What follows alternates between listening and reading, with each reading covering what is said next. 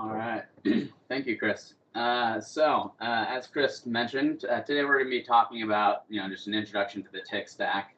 Really just talking about, what the TIC stack is, what the components are, what are the roles and the responsibilities of each of them. And then, getting a little bit of, when would I need, say, something like Influx Enterprise or Influx Cloud, just to kind of, bridge the gap of, what do I need out of all of this. So with that, the agenda today is to go over what the TIC stack is. Just cover each of the components, talk about maybe some performance aspects of each of the components and, how they all operate together. We're going to go over what Influx Enterprise is, what Influx Cloud is. So, kind of loose terms that get used, maybe conflated with some other things. We'll talk about them in more detail.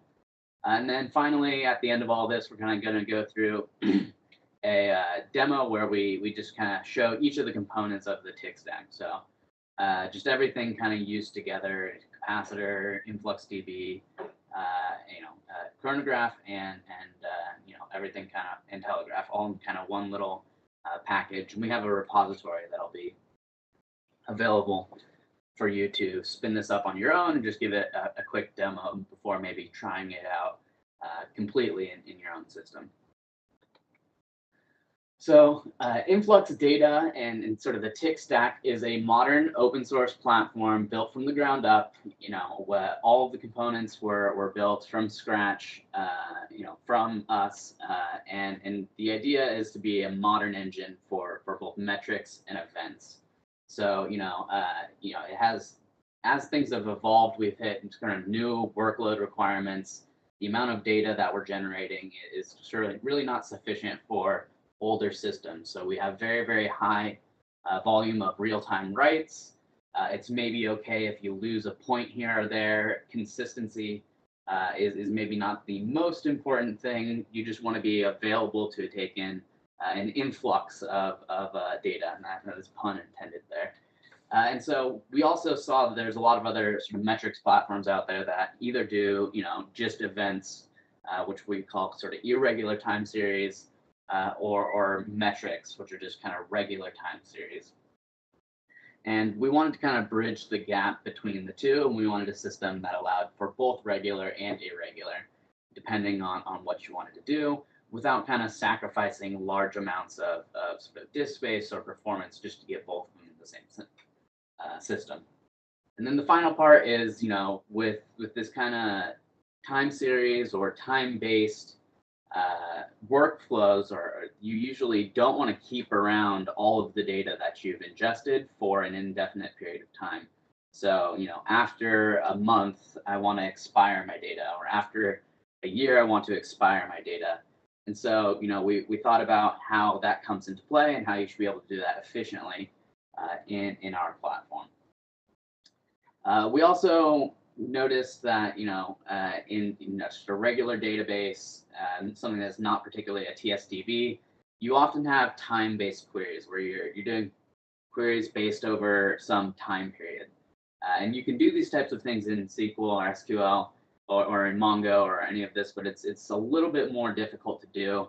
And we wanted that to be particularly easy to do in our platform. So being able to do scans of data over some time period and, sharding data based off of time, we wanted that to all be easy. And then the final point here is we wanted something that was scalable and highly available. So if you needed to scale out to a massive cluster to take in your load, you can do so. Or if you need a highly available situation where, you have multiple nodes that you want to be resilient to a failure, we wanted this to be an option that our users have. And so for that reason, we wanted it, we built sort of our clustering into that. And so we'll kind of go through each of the components and how they all come into play in more detail, but this is just kind of a high-level overview of what Influx Data is and the product we built. So we're going to go over kind of an architectural approach, just talking about each of the various components. Here we have kind of a diagram of the way you can really think about the components of the TIC stack. So, to the left here, we have Telegraph. Telegraph is responsible for collecting or generating the data that we feed on to the rest of the system. We have many users that don't necessarily use Telegraph, but I'd say a large majority of our user base does use Telegraph with the rest of the TIG stack. So Telegraph is for generating metrics, collecting metrics. So if you're familiar with other collectors out there, you can think of it kind of like CollectD or Diamond or things like this. So once that's happened, we feed data into InfluxDB and Chronograph.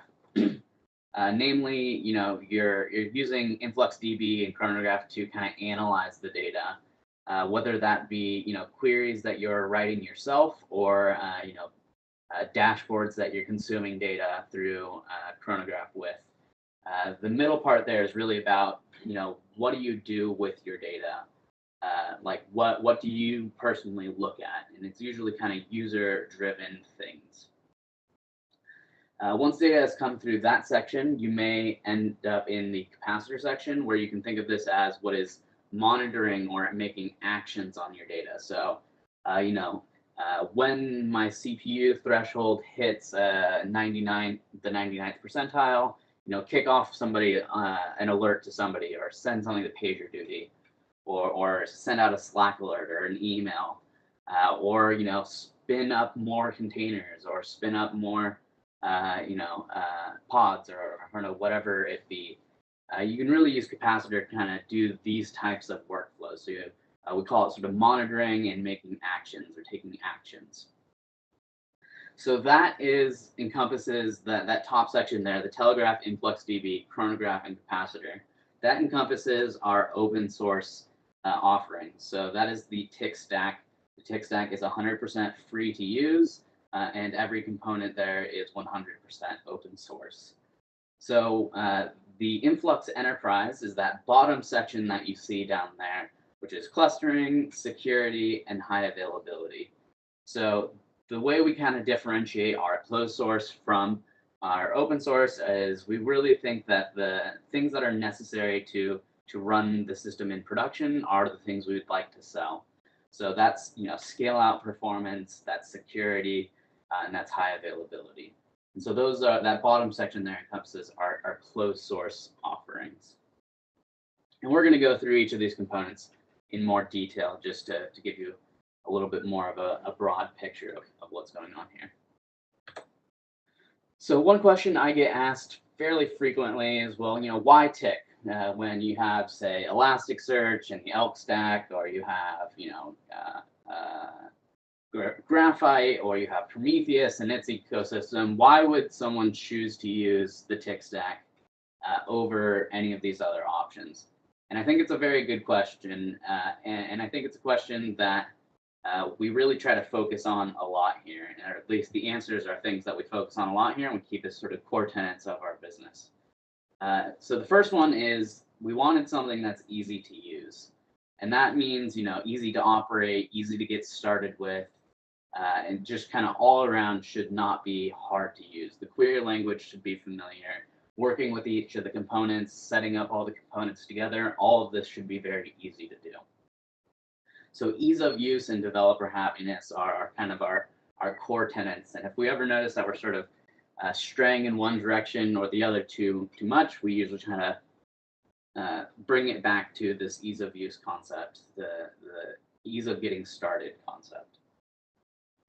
Kind of in line with that is we didn't want some to have any external dependencies. So there's many sort of systems out there where you'll either need to run, an HBase or a Cassandra on top of the TSDB that you're working with, the time series database that is TSDB.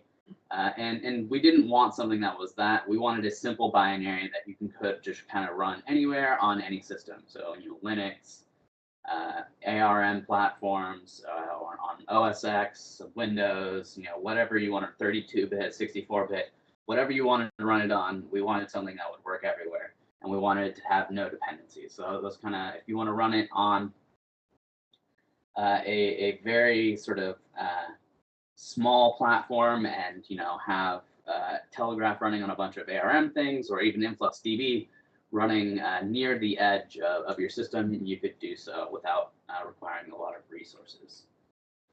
We also wanted to allow for both metrics and events. That's something I mentioned earlier. So that comes down to like regular and irregular time series. And the reason for this is there are many systems out there that focus predominantly on regular or predominantly on irregular.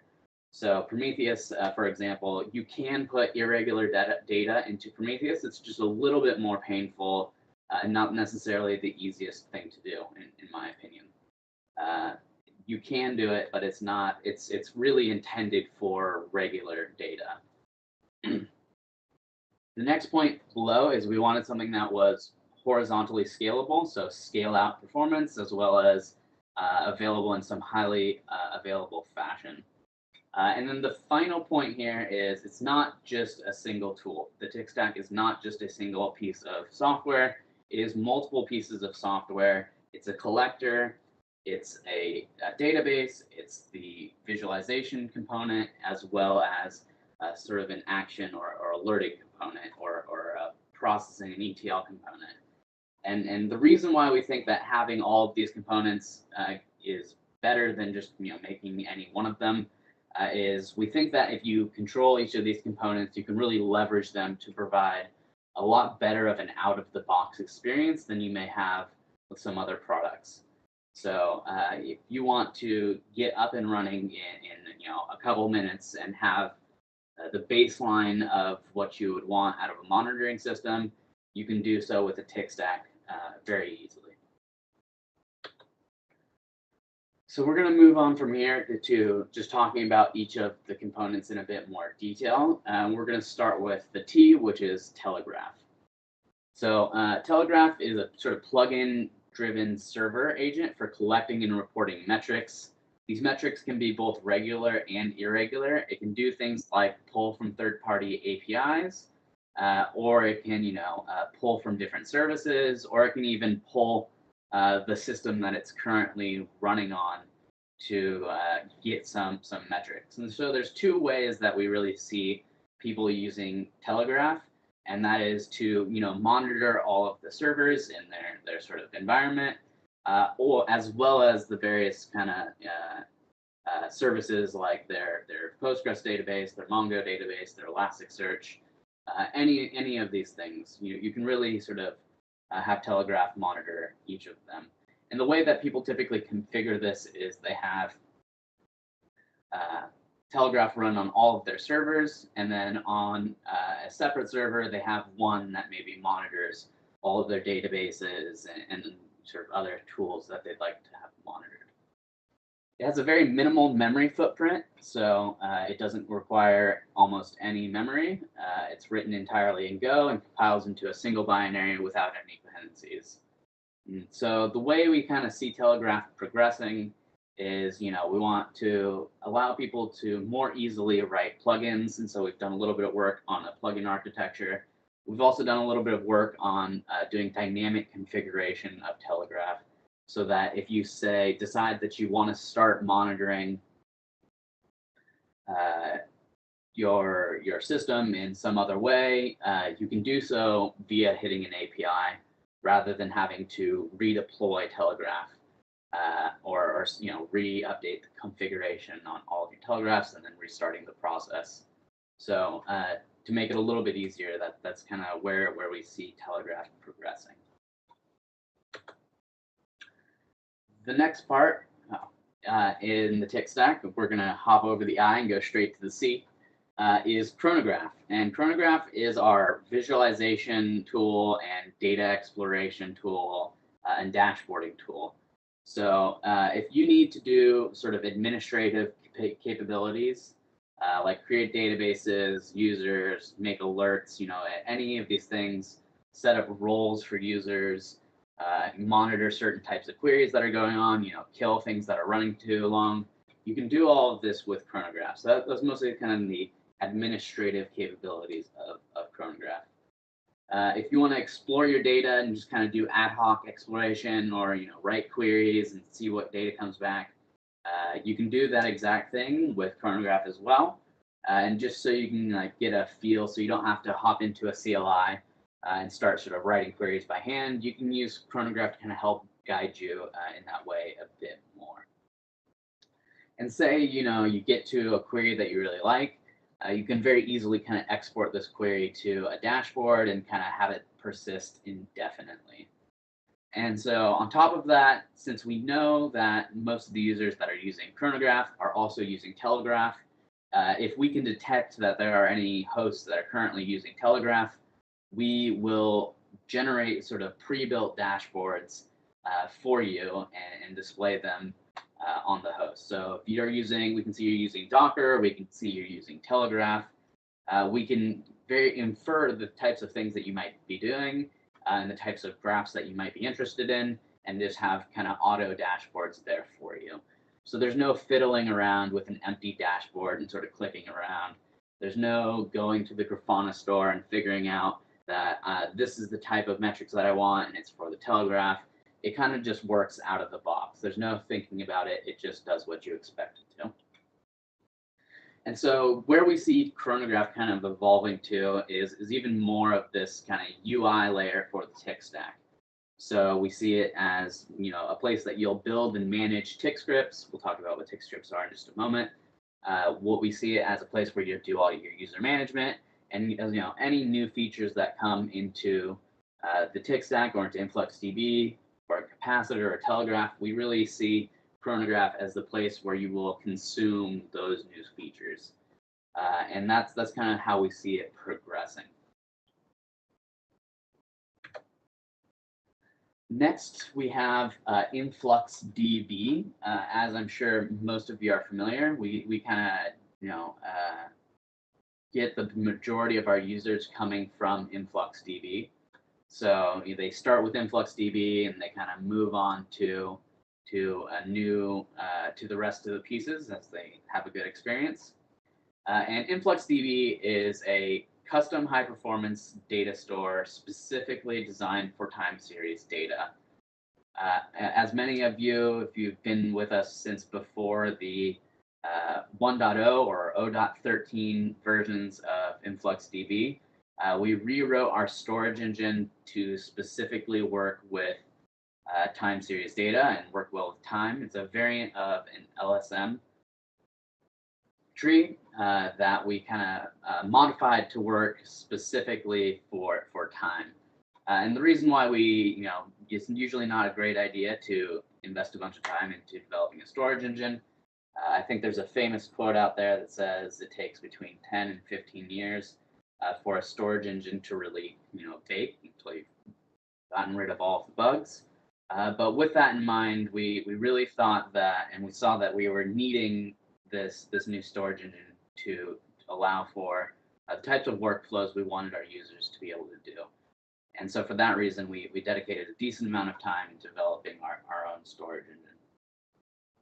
It's written entirely in Go, and it compiles to a single binary and no external dependencies. So if you're running on ARM or you're running on Linux x86, any of these, or if you're running on Windows, you can really run InfluxDB anywhere.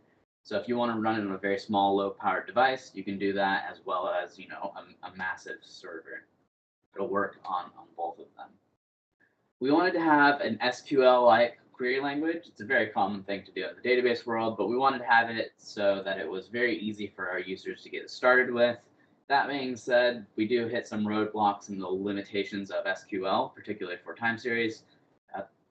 But it is something that we find users appreciate just because it's a very easy place to get started. We allow for tagging of data, and unlike some other TSDBs out there, we allow for arbitrarily many tags.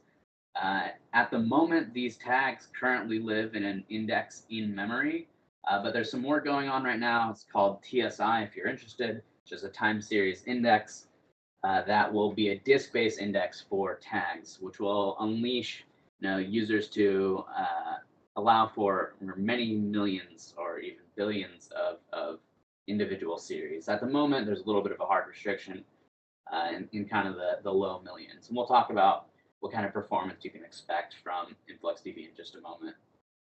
We wanted something that had retention policies, so you could sort of automatically expire stale data.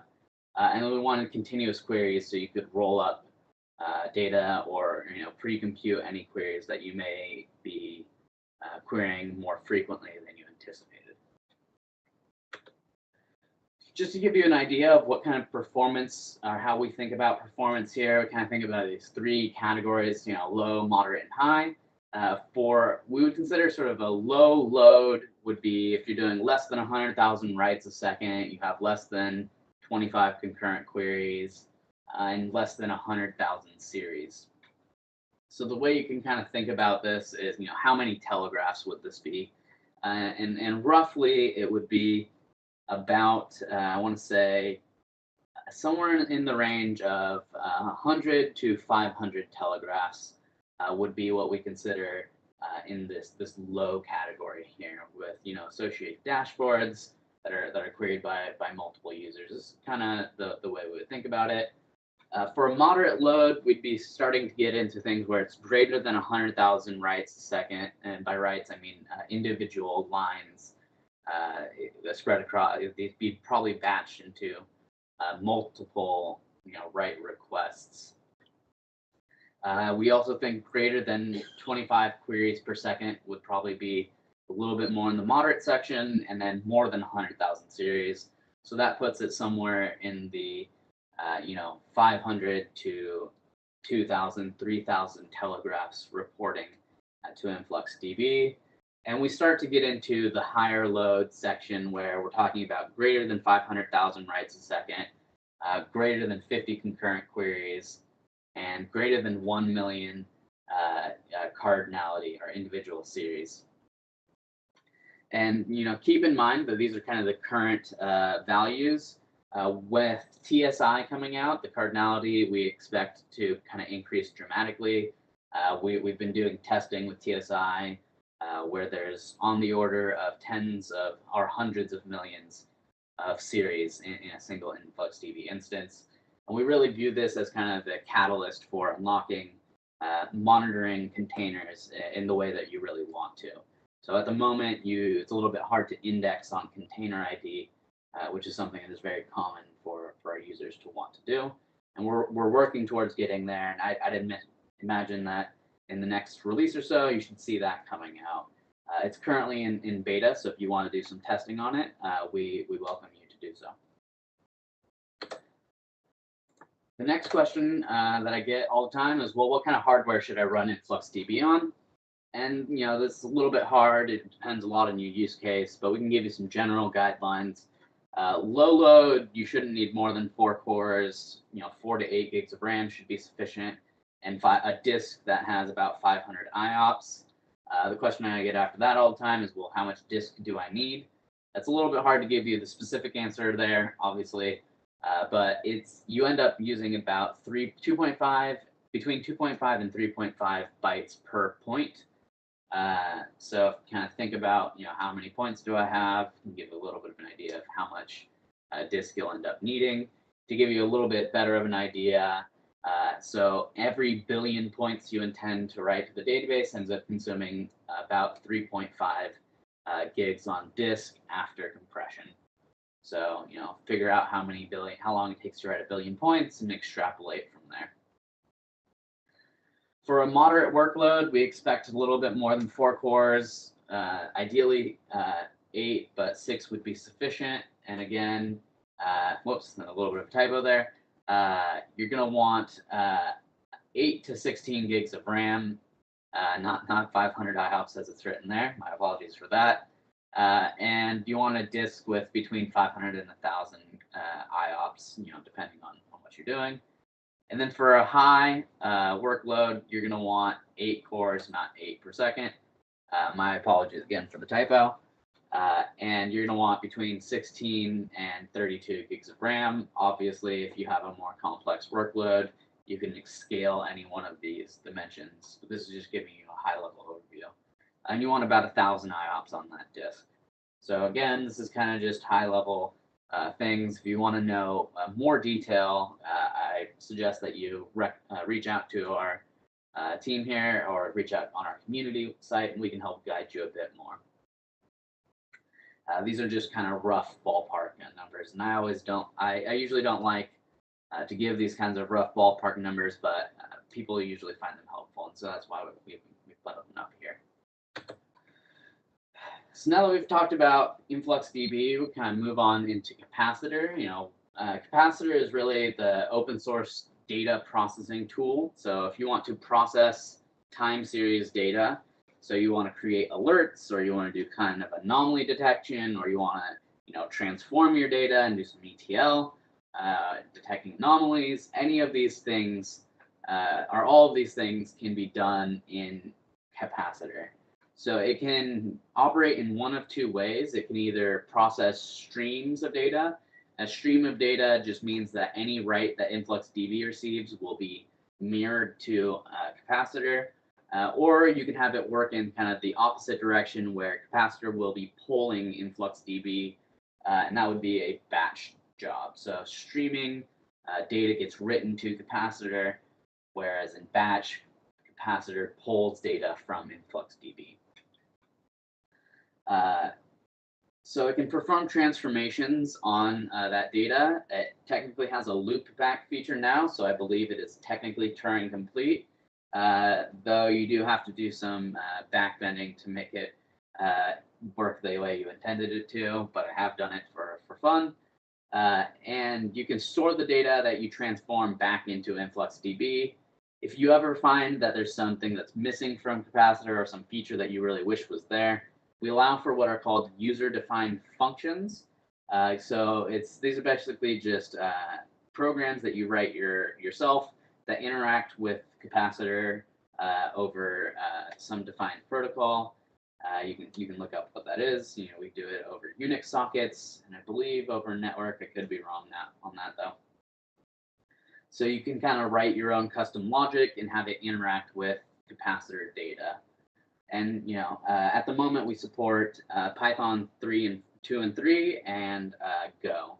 I know of a number of other ones that have been written in the community, but have yet to be merged back into the core code base. And on top of that, Capacitor integrates with any of the kind of external services or alert services that you may want to do.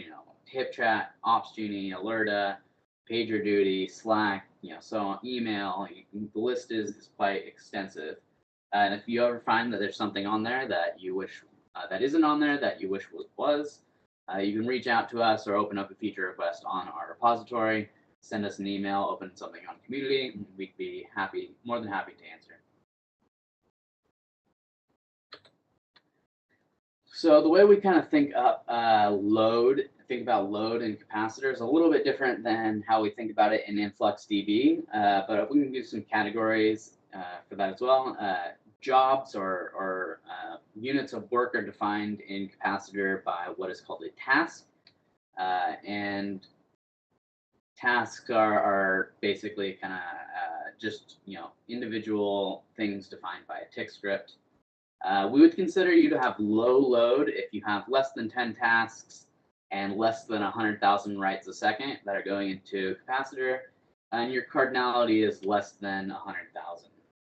That would be what we would consider to be low load. Your load starts to get a little bit more moderate if you're less than 100 but greater than 10. It's definitely a little bit more than low, so we've kind of put things in that space.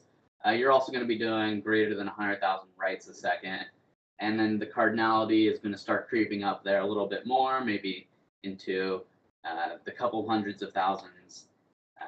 And the reason why that kind of makes impact and makes things a little bit more moderate than low is that Capacitor operates entirely in memory, and so if you have 100,000 things, there's going to be 100,000 buckets in your Capacitor tick script, essentially, kind of way to think about that. And then we could consider you to be in high load if you're doing more than 100 tasks, greater than 300,000 writes a second, and greater than 1 million cardinality. And so determining which of these categories you fall into can be a little bit of a chore. And so you may find that you end up scaling up, starting with your Capacitor instance being slow, and then kind of scaling up as you become more and more familiar and intimate with your system. So now that we've talked about the TIC stack, those are all of our open source offerings. You may be interested to know what is Influx Enterprise and what is Influx Cloud. So Influx Enterprise is really our clustering capabilities. So clustering comes for both Capacitor and Influx Db, and that can be either highly available or scale out. So if you need to just do 1 million tasks, you can scale that out with Capacitor. If you need to have 1 million series, you can do that by scaling out Influx Db. As well as operating things in a highly available fashion. So those are the two ways. That's really the core thing of what we sell. On top of that, you can start to get things like enhanced security. So, role-based access control, restricting certain users by tags, any of the things like this. And we've put a bunch of sort of testing into making sure that these things operate at scale and under load. And we'll help out a bit more with, your production and deployment. So we can help you design your system. We'll help you kind of walk through the process of setting things up and give you any kind of gotchas or issues that we've noticed people have come across. Just to give you the sort of, break things down into categories here, our product offerings are Influx Cloud, which is, it's got its open source core, it's extensible, allows for regular and irregular. It is clustered, it is highly available or scalable, whichever one you'd prefer to do. We have backup and restore procedures that you can use. Note there's for advanced. To give you an idea of what types of backup and restore processes are available, with Influx Db, there's a very simple, you can back up basically everything in a particular database or the instance entirely. When you start getting into Influx Enterprise, you get more advanced backup and store procedures like backing up from a time period, from a specific shard, from a specific retention policy, restoring into a new database or restoring into a different retention policy. You can really kind of move data around however you please. Our Influx Cloud runs on AWS, and we will manage the entire instance for you, and you'll get 24/7 support, I believe, and that's kind of the way you can think about that. Influx Enterprise is for our users that want all of the features of Influx Cloud, but would really like to run it predominantly on their own servers. So on-premise, they want to run it behind their own firewall, in their own network. So for those types of people, we would recommend using Influx Enterprise. And if you're just getting started and you want to just play around for a little bit or try things out, get your feet wet, you can go to either Influx Cloud or to the open source TIC stack. And that's kind of the way you can think about how our products break down. So from here, I'm actually going to do a short demo of our various tools. And to do that, I'm going to start sharing my screen.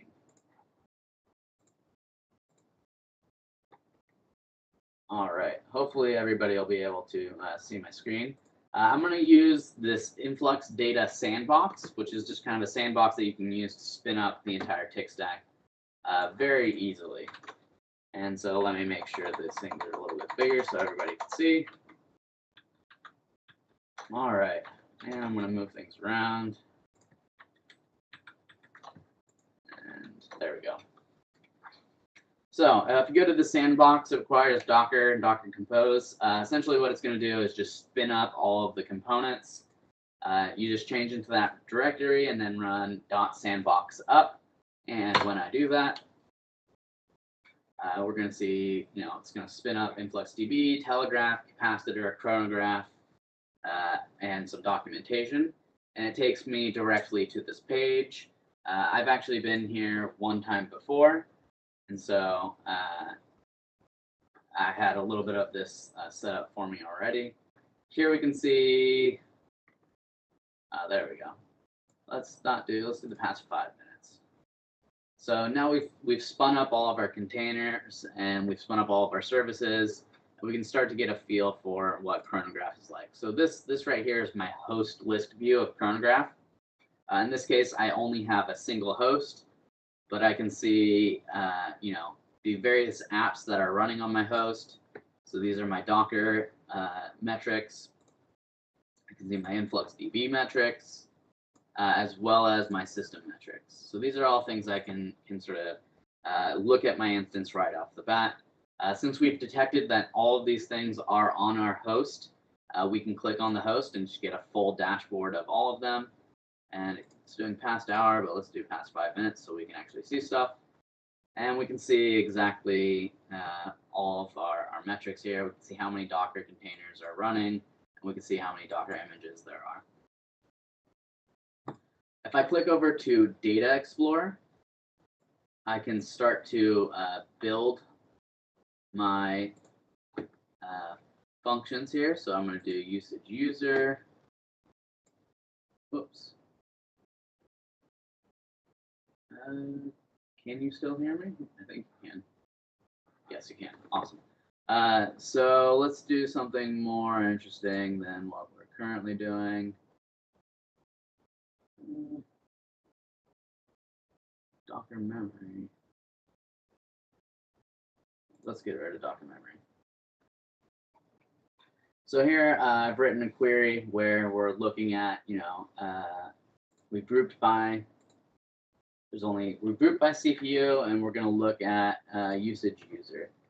So here we're seeing that there was a big spike and then kind of just gradually going up, and now we've got some more stuff going on here as well.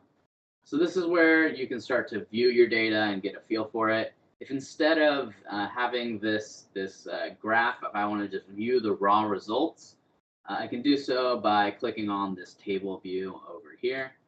And this just gives me an idea of what my instance looks like. If I'd like to make a new dashboard, I can do so by clicking here. And then I can do stuff like edit the graph. And we'll say add a query. And we'll click here. And we're going to monitor Influx Db CPU total. And we're going to look at usage. Let's look at something more interesting. The usage idle. And then I can make that. I can resize the plot however I'd like it to be. And then if I want to, I can rename this to be CPU usage idle. And then I've got my nice little graph here. If I wanted to make more of them, I could do so. I can change the time frame to whatever I please, as well as the refresh rate.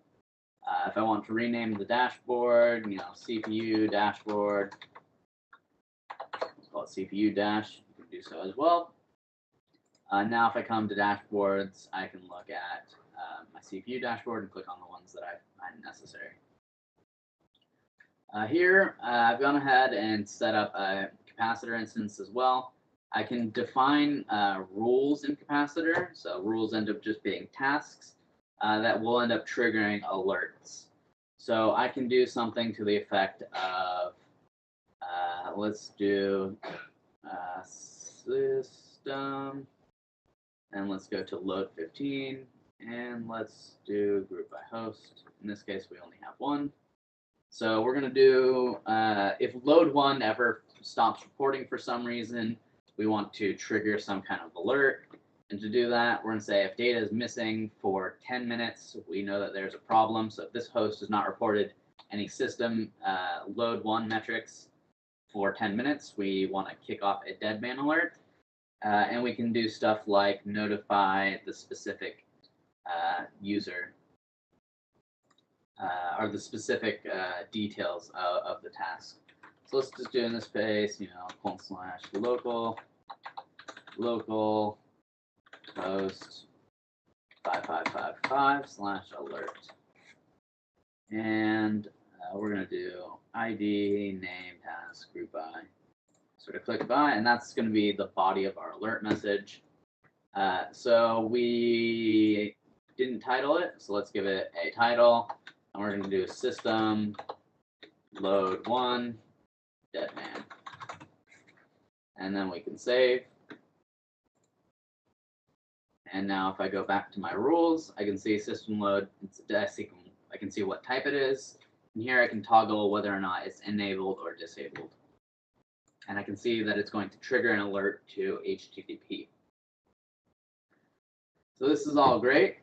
There's a couple other things you can do with Chronograph. You can do database management. So if I want to add a new retention policy, my RP, and it should be 1 day, I can do that there. If I decide I want to delete it, I can also delete it. If I'd like to delete the database, I've got type delete here. Delete Chronograph, and it will delete it. If I'd like to, delete the Telegraph database, in this case, I'm not going to do that. If I want to create a new database, you say my DB. Then I can add a new retention policy called my RP. In this case, it's my TRP, and this can last for 1 day. So here we have, just made a database. You can manage the various databases. I can create new users. We'll say Michael, and my passwords will be password. And I can select which permissions I'd like it to give it. With the enterprise version, the types of permissions that are available to you are more fine-grained than they are in the open source. So you can give specific read and write privileges to certain tags or databases or measurements or fields even. That's all available in the enterprise version. And then finally here, we can see some queries. So let's do something where we'll be able to hopefully see more queries. So I can kill a query if I'd like. I'll get rid of all these queries here. So as we can see, all of the other queries that are going through right now are very responsive and therefore are not taking up a whole lot of resources and exiting very, very quickly. So we don't even see them come up in this list.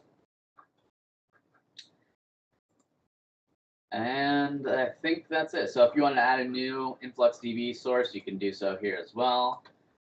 Come in, type the address, Influx2, and you can see that you can add a capacitor to you could connect to any of the various endpoints or external services that you have. So if it's SMTP, Slack, VectorOps, Telegram, OpsGenie, PagerDuty, HipChat, Sensus, Talk, and if any of you have any of these, you can connect to them through this Chronograph capacitor UI. And that will sort of close off everything that I have for the demo. And at this point, I will start taking questions. So if you could just post your questions in either the chat or into the Q&A, I'd love to answer any of your questions. Thank you again for your time today, and yeah, I'll see you in the chat. Awesome. Hey, Michael, we have a couple questions that are already in the chat. You want to get started? Hopefully you can see them. Yes, let's do that right now. All right, Chris, my team, Capital One, has been working on the open source version of Tick. Is it possible to get a technical POC to answer some questions? Yes, so that would be great. Someone can answer some questions. What kind of transformations can be done in Telegraph is the first question that I have. There's various different types. They're somewhat minimal, and the reason for that is we don't want Telegraph to become something like Heka, if you're familiar with that, where it gets feature bloat. So the types of transformations that can take place in Telegraph are you can annotate names of either measurements, tags, or fields, or you can do aggregations or simple aggregations of fields over some time period. I'd recommend that you check out the Telegraph documentation. It'll be able to do far more in-depth version or far in-depth explanation than I can right now. That would probably also be a good topic to bring to a webinar or to ask for in a webinar, is just some advanced Telegraph features, particularly around transformations. The next question is, how does a continuous query work with later arriving or out of order data? So it's a great question. So we haven't seen what the format of a continuous query is, but there's a resample clause that specifies how far back in time you would like the continuous query to run for. So typically, you'll have something where you run the continuous query every minute for the last 5 minutes worth of data. And what that'll do, and group by time 1 minute. And what that'll do is any data that came in either out of order or late will be rewritten when the continuous query runs at a later time. It's a very common thing that comes up. Another thing that you could do is with Capacitor. If Capacitor can detect that data, out of order data doesn't matter for Capacitor. Within a time bucket or within a bucket, it'll do any of the necessary ordering for you. I think that should be a sufficient answer. Can we explain a bit more about backup and restore of Influx data? Yeah, so there's a number of different ways that you can do backup and restore. For the most part, the only place this really comes into play is for Influx Db. Telegraph is completely controllable via a config file, and you can do a backup of Capacitor by just capturing the database. It's a very minimal database associated with the Capacitor instance, so you just back up that file. It's more than sufficient. So for Influx data or Influx DB open source, there's a backup and restore procedure. It comes along with the Influx D binary, and you can back up an entire database or an entire retention policy or the entire instance, which isn't necessarily always the best thing, but it does give you the capability. If you're using enterprise, there's more complex backup schemes you can do. You can back up specific shards, or you can back up specific time ranges. So you can do a rolling backup, so to speak, so you don't back up the entire database every time you run a backup. Alternatively, you can, if you're on open source, you can just do machine level snapshots, which should be more than sufficient.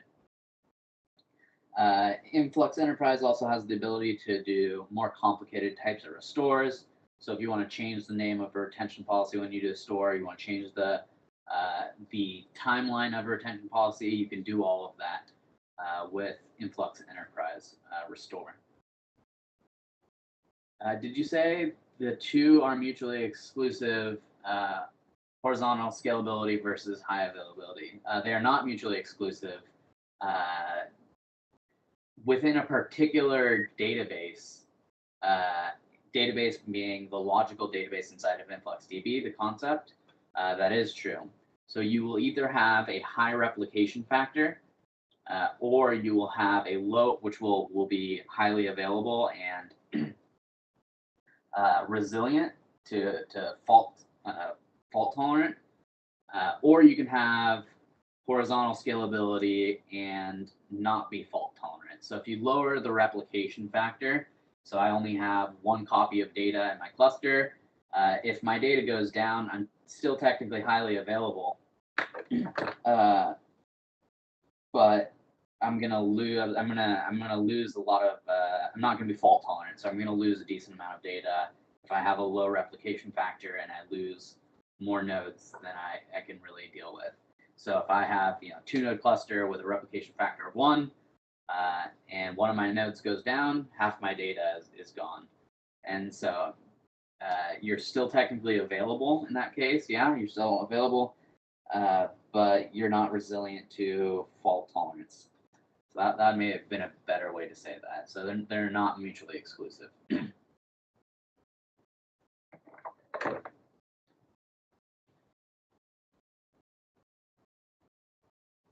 So there's a couple other questions in the Q&A.